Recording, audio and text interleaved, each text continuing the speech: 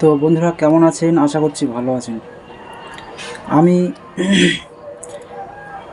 পূর্বের ভিডিওতে সম্পূর্ণ বিস্তারিত করতে পারিনি,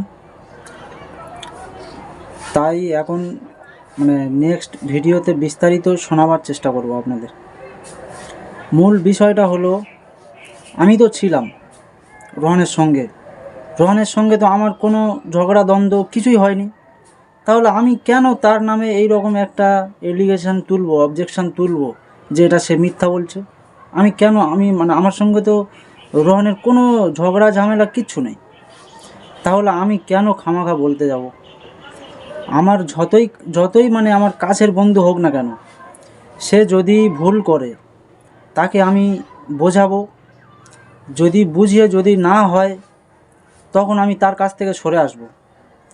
আর তোমার বিষয়ে আমি এটা বলেছি, আমি এই কারণে বলেছি, কারণ তোমার সঙ্গে আমি ছিলাম। পরবর্তীকালে যখন মানুষ জানবে, তাহলে মানুষ ভাববে তো এই টাকার ভাগ নিয়েছে। এটা ঠিক কিনা বলুন, আপনারা বিচার করে বলুন। পরে তো আমিও তো দোষী হব, তাই না? কারণ আমি রোহানের সঙ্গে ছিলাম। তো আমি নিজের দোষী হতে চাই না, দোষীদের কাতারেও যেতে চাই না আমি। প্লিজ একটু অডিয়েন্স এখন বিভ্রান্তি হয়ে যাচ্ছে। আসলে কে সত্যি বলছে? এভিডেন্স তো কথা বলবে, তাই না? যে এভিডেন্স দেবে, মানে প্রমাণ ভিত্তিক কথা হলে তবেই তো আপনারা বিশ্বাস করবেন।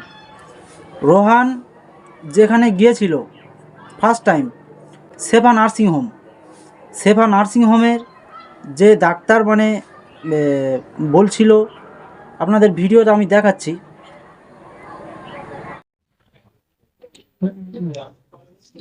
কদিন আগে একটা ভিডিও হলো, ভিডিওটার আমরা কি বলে ভিডিওটা করছি, ডাক্তারের সাথে কথা বলে যে বলে ডাক্তারের সঙ্গে কথা বলছি। খুব বড় সড়ো আছে। এর মধ্যে তুমি কিছু না তাহলে ডাক্তার জানেন শুধু ডাক্তার শুরু করেন জানেন। এবারে আমি জানিছিলাম হচ্ছে সামনে রাতের বেলা হয়েছে ওর অরিজিনাল লিভার খারাপ হয়েছে বলে এরকম কথা বলে নাই। কোনো কারণে যদি কেস কাম যদি হয় তোমার সামলানো যাবে? আমি বলতে পারবো না। কি কেস কাম হবে না হবে ওটা আমি বলতে পারবো না। থানা অব্দি তো কোর্ট হয়ে যাবে। তোমার লক্ষ লক্ষ টাকা এখান থেকে ঘটনাটা কথা হয়েছিল যে ওর লিভার খারাপ হয়েছে।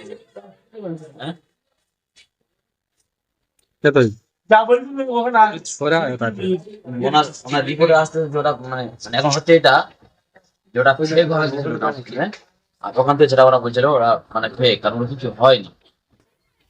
এই নিয়ে একটা গন্ডগোল চলছে ভেতরে। কোন নার্সিং এ গেছিল, সেই নার্সিং এর তার বলতে হবে যে তার বলতে হবে যে হ্যাঁ ওর লিভার খারাপ হয়েছে। আমরা ঢাকা মেরেছে মেরেছে এবারে বাড়িতে তোমার নাকি লিভার খারাপ কোনো অসুবিধা নেই, সেই নার্সিং এমন কি রিপোর্ট আর বলতো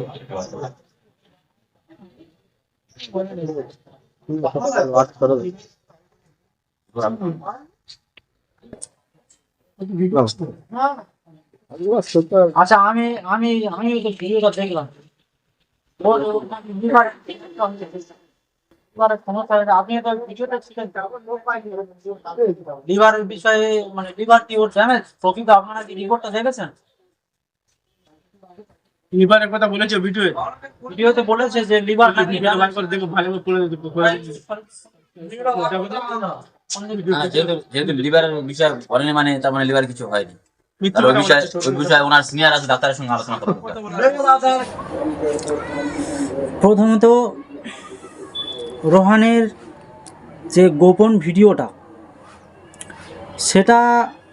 সেটা না দিলে মানুষ কিভাবে চিনবে তাকে? সে এই যে 3 লাখ, আমি যখন তাকে আমি বোঝাতে চাইছি, তখন সে বলছে আমাকে, আমার এক কথায় অডিয়েন্স আমাকে বিশ্বাস করে, তাই বলে এই তুমি করবে অডিয়েন্সের সঙ্গে বিশ্বাস করে বলে সেই বিশ্বাস নিয়ে তুমি ছিনিমিনি খেলবে? এটা তো ঠিক নয় ভাই। আর আমি ওই প্রশ্রয়টা দিতে পারছি না ওই বিষয়ে। আমি মুখ খুলবই, আমি যেটা দেখেছি যেটা শুনেছি আমি সেটা বলবোই ভাই। তাতে তুমি রেগে যাও আমার উপরে রেগে যাও, ফেটে যাও, আমার তো কিচ্ছু করার নেই ভাই। কারণ আমি যদি বর্তমানে আমি যদি না বলি, তাহলে আমি তো মানে সেই তোমার কাতারে চলে যাব। তুমি যে এটা ফ্রড করছো, আচ্ছা মানছি, তুমি যে বলছো না রোহানদা, তোমার লিভার ড্যামেজ হয়ে গেছে, তাহলে তুমি যে সেবা নার্সিংহোমে গেলে, তারা জানলো না কেন? কোনো রিপোর্ট দেখলো না? তুমি জাস্ট তাদেরকে বলেছো একটা ভিডিও করো, ব্যাস এটুকুই বলে তুমি ভিডিও করেছো। দ্বিতীয়ত, তোমার যদি লিভার ড্যামেজ হয়ে যায়, তুমি কিভাবে জানতে পারবে? তুমি তো ভিডিওতে তো ডাইরেক্ট বলেছো যে লিভার ড্যামেজ হয়ে গেছে, লিভারে কোনো একটা সমস্যা এসছে, তাহলে রিপোর্ট করলে না? রিপোর্ট তুমি দেখেই তবে তো বুঝতে পেরেছো নাকি? তাহলে এখন বলছো রিপোর্ট করতে দিয়ে এসছি, 2 দিন পরে রিপোর্ট আসবে। তাহলে রিপোর্ট আসার আগে তুমি কিভাবে বুঝে গিয়েছো যে তোমার লিভার ড্যামেজ হয়ে গেছে? তুমি তার রিপোর্ট আসার আগে তুমি স্ক্যান দিয়েছো, টাকা পয়সা চাচ্ছ, এটা ঠিক না ভাই। আমি পরবর্তীকালে যদি কোনো ক্লেম ওঠে, আমার দিকে যদি কোনো ক্লেম ওঠে, মানে আমি চাই না যে আমার দিকে কোনো আমল উঠুক যে তুই তো টাকা খেয়েছে। আমি এই কাতারে পড়তে চাই না, যার জন্য আমি সরে এসেছি। আর রোহান, তোমাকে এখনও বলছি ভাই, তোমাকে আগেও বুঝিয়েছি, তুমি শোনোনি, যার কারণে আমি এটা করতে বাধ্য হয়েছি। তুমি আগে যদি কথা শুনতে ভাই এরকম, তাহলে আমাকে করতে হতো না। তোমাকে আমি বুঝিয়েছি, তামিম দা বুঝিয়েছে। তুমি যদি সেবা নার্সিংহোমে ভর্তি ছিলে, তাহলে তো তুষার তো বাড়িতে আছে। আমি মানছি তামিম শাহরুখ বাড়িতে ছিল না, তুষার তো বাড়িতে আছে। তুষার আসলো না কেন? মাতিন আসলো না কেন? মাতিন তো তোমার ঘরের পাশেই ঘর, মাতিন আসলো না কেন?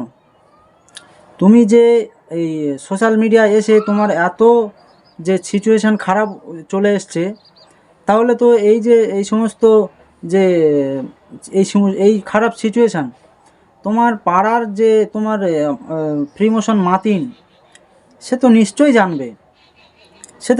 জানবে, তার চ্যানেল থেকে তো নিশ্চয়ই আপডেট আসতো। কারণ সে তামিম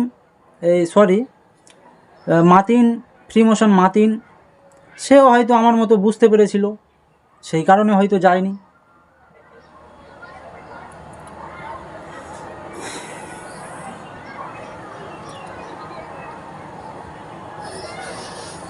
তোমাকে আগে বুঝিয়েছিলাম যে এটা করো না।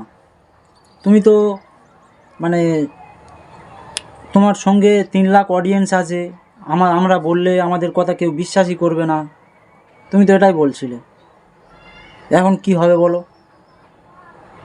টাকা বড় না মান সম্মান বড়? এখন বলো তো, টাকা বড় না মান সম্মানটা বড়? সম্মানের উপর কিছুই হয় না।